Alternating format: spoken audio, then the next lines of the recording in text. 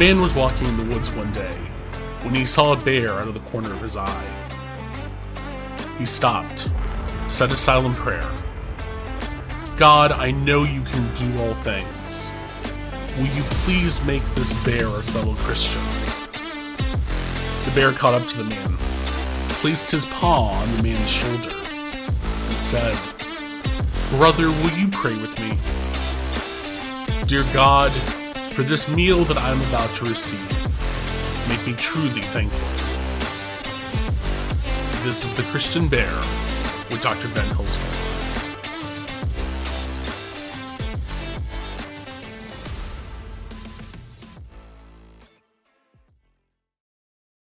Welcome to episode 38 of The Christian Bear.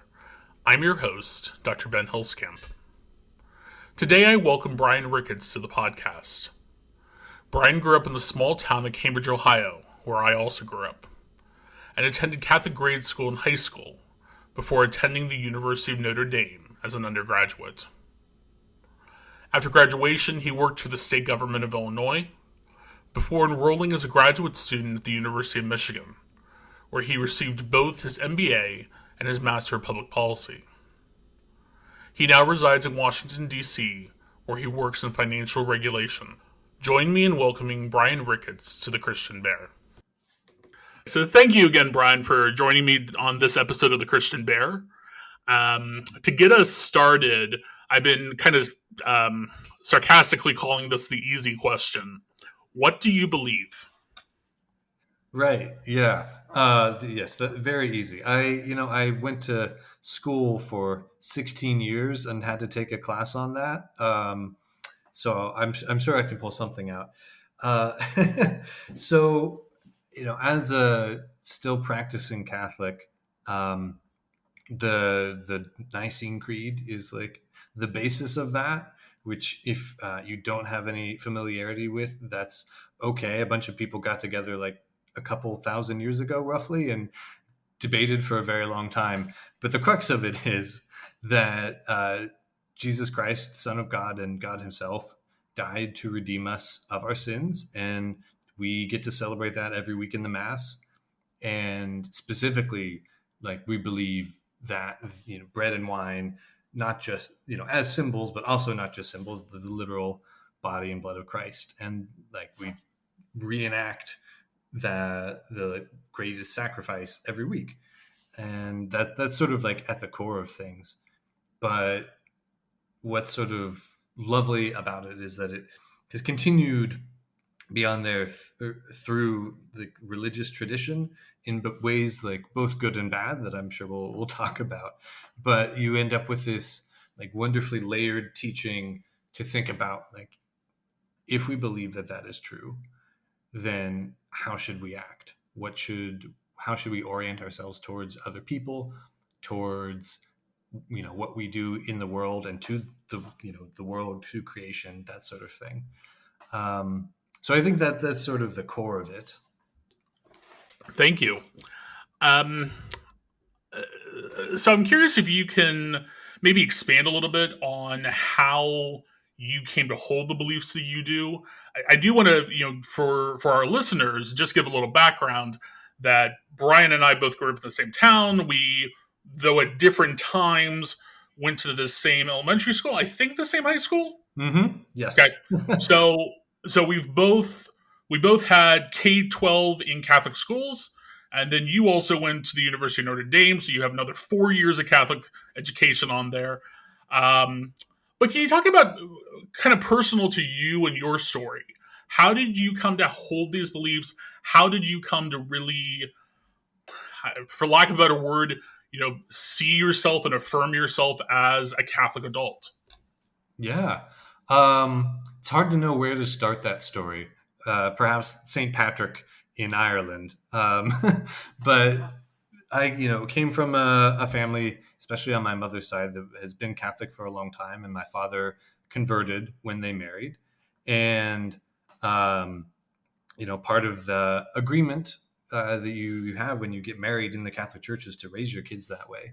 And so I had the experience of, the years of grade school religious education, of going to Mass every week, of, then more, maybe intense is the right word, religious education in high school and certainly in college. And like all of the thinking, sure matters, but I think what mattered more was the example of the people that I knew, whether that was peers or my parents, like living out the values that people talked about of, charity and service and that sort of thing. The experience of, I still remember many of the nuns who we grew up with, um, Sister Eloise and Sister Miriam, and well, if I start naming all of them, then I'll feel bad because I'll leave someone out. So I'll leave it at that. But um, people who like were teachers who were ministering to old people in the community, like they really tried to live it. And in some ways, I think we were sort of insulated from the sexual abuse crisis in the church because we had, examples like that who were like, that's who I knew and that's what I sort of thought of when I thought about authority figures in the church. And so, yeah, growing up and like actually seeing those people live the values was really what made it sink in and made it more than just like an obligation. So I'm curious, Brian, and this can be one of those moments that if I'm asking something that I shouldn't, just tell me and we'll move on. But as someone that I know identifies with the queer community as well, where has how did that or how did you negotiate that intersection for yourself? Um, Speaking only for myself, I left the Catholic Church, became Episcopalian. That was not entirely because I'm gay, but that was definitely part of it. You have remained and already said that you're still a practicing Catholic. So how did you come to reconcile that or figure that out for yourself? Yeah, it certainly wasn't the institutional church that got me through that part. I mean, I didn't fully come to, well, I guess we're always still coming to terms with the fact that we're gay, but um, I didn't first start to come to terms with it until the end of high school. And at that point, to some extent, I was already sort of locked into to where I was going to college, and so locked in for 16 years of this. And but that said, it was also being at Notre Dame is a very Catholic place. I think perhaps I don't know if it's derogatory or just true that it's Catholic Disneyland, um, but there. Like when you live on campus, right, and there's mass in every dorm, there's mass every day in some of the dorms. um, you're required to take theology courses and philosophy courses, and like, so all of this is all around me, and then layer on top of that the religious symbolism and all of that. And this is also the place where I have to grapple with the fact that I'm gay and like how to live that way for the first time. Um, and no longer parents, no longer all of these sort of the guardrails, and even if they were there, what the heck do they know about how to live as gay? So uh, this is very long-winded, but the point is that like the people that I met there and the place where I was just so intimately connected with me figuring out who I was that it didn't feel like I had to reject Catholicism in order to accept that I was gay.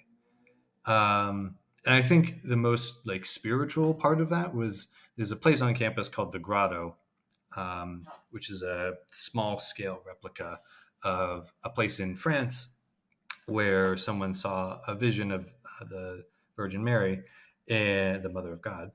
And going that whenever I felt like stressed and confused and trying to figure out, from should I accept that I'm gay to like, should I don't know, do I want a boyfriend, how do I get a boyfriend, like, all of these things. Like every time I would find myself back there in the grotto for prayer to like just sit and like let it be okay, whatever I was struggling with. So, and I think those are some of the most deeply like religious experiences that I've actually had, of like being able to feel, to sort of offer up these struggles and feel them sort of be accepted, and that it, it's going to be okay. Um, I think that's certainly one of the reasons why I still practice, is like that felt religious. That didn't feel wrong to do that. Awesome. Thank you. I appreciate what you just said about being in that community and and having that community um, perhaps affect both your faith as well as sexual orientation. Um, that definitely resonates with me and has some parallels to the community in which I came out in. So one of my kind of quote unquote formal questions for the podcast is: has anything made you question your beliefs, and did your beliefs change? Yeah. I mean, I think the crux of the problem is, the wonderful thing about the Catholic Church is the institutional church and the tradition that comes with it. And the terrible thing about the Catholic Church is the institution. Um, so on the one hand, two sort of big examples that stand out to me, that we're sort of grappling with, is like, on the one hand, I found Notre Dame's campus and the people there and the experiences really helped me come to terms with myself and like live as a gay Catholic, like a whole, like one phrase, one, thing. On the other hand, it is also an institution that has significant amounts of professors and alumni who throw hundreds of thousands of dollars into like right wing culture war sort of stuff. So they were, when I was on campus, we first won an LGBT student organization to be recognized by the university, and these people funded a group, a student group, and helped them organize a conference called Students for Child Oriented Policy. And they invited a guy who was comparing being gay to like, oh, this is a fad, it's a flavor of the month. And they brought in a quote unquote research institution that talked about the connection between homosexuality and pedophilia.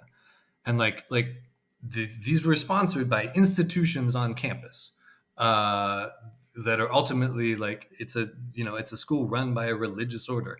Like, this institution supported that. And the other big sort of moment was speaking with one of my friends in undergrad, who was a woman, and who I believe felt called to be a priest. She said as much explicitly. And yet, and to hear her talk about celebrating the Eucharist, like it was just beautiful, and in a way that like clearly showed she understood like the gravity of what celebrating the Mass is. And yet the institutional church says no, she can't be a priest. And for what reason? It's not a good one. It's very, whatever. Jesus was a man, so what? And there are, whatever historical and debates about women in the church and were they actually leaders and all of these sort of things. But the point is that the institutional church says no. And so the difficulty is, sort of continuing to run up against these things that are hard to change, that you don't get a vote in whether they change. That said, the institutional church has also led to some like pretty wonderful things. Like, one thing I always sort of go back to is the way that you end up pushed by these, decades of teaching, at least in the climate context. Like the church's documents about creation, Pope Francis talking about he had an encyclical, a church letter called Laudato Si'. It was really beautiful. and like there are all these sort of resources pushing and saying like we have to care for our common home here. So it has both the good and the bad, but it's so hard to sort of say, can you leave that institution that is doing these good things and these terrible things, or at this point in my life, after 16 years spent in it, after this relationship that I have built with it, like, am I in some way called to have to to help push it in the right direction? So I think that's part of the reason why I feel that I haven't sort of left the faith and changed, still kept these sort of core beliefs about who God is and what that means, and moved to another institution or lack thereof, is sort of feeling like this is what we've got. And sometimes human fallibility means that the institution has gotten some things wrong, and I want to be a part of making it right. Thank you for that. If you had to boil down your beliefs into one, maybe two core fundamental beliefs, what would that belief or those beliefs be, and why? Yeah, I would say if I had to boil down my faith experience into one belief, it's that no one is beyond saving. Like, that's what the story of the Bible teaches through, tax collectors, the Good Samaritan, all of the, the women who are outcasts in society. And Jesus goes and ministers to all of them and says, like, you are not beyond saving. And in fact, the people who are the furthest from salvation, like, that's who I'm going to go to first. So, and then Jesus goes and dies and says, all of your sins are forgiven. So if that's true, then what does that mean for how we should live? Like, that sort of, no one is beyond saving, therefore, how should I live? That's the sort of core of it for me. Amen to that. So, Bryan, that's kind of the end of my formal questions. Like I said before, I'd like to give folks a chance to add anything else they may have been thinking about, or talk about anything that they're working on. So the floor is yours. Yeah. No fun projects from me, but I will put in a plug that if you are in a church and, sort of looking for an experience to sort of deepen your faith, I really had a wonderful time in a program called Just Faith. It's, usually someone at the church will run it and you sort of take part in it as a group, but it's the national program that's out there. And you sort of grapple with the question of, like, what am I called to do if salvation is real? And, sort of grapple with climate crisis and housing, racial equity, the abolition of the death penalty, things like that are, like, really important. There's, like, long sort of important Catholic teaching that goes behind them, but also there's a sort of intuitive, like, making the world right. And you engage with, like, both religious and secular texts. It's a really, really wonderful program. And maybe you are the person to start it, or you and your 5 friends who go to Mass together. Like, I would really highly recommend checking out that program and giving it a try. Thank you. I will make sure that our listeners can check out Just Faith by putting a link in the episode description. But I appreciate you highlighting that and talking about it. So again, that's the end of our interview. I again just want to thank you, Bryan, for being on the podcast and giving us your thoughts, your wisdom, and your time. Yeah, thanks for having me. It was awesome. Great to see you.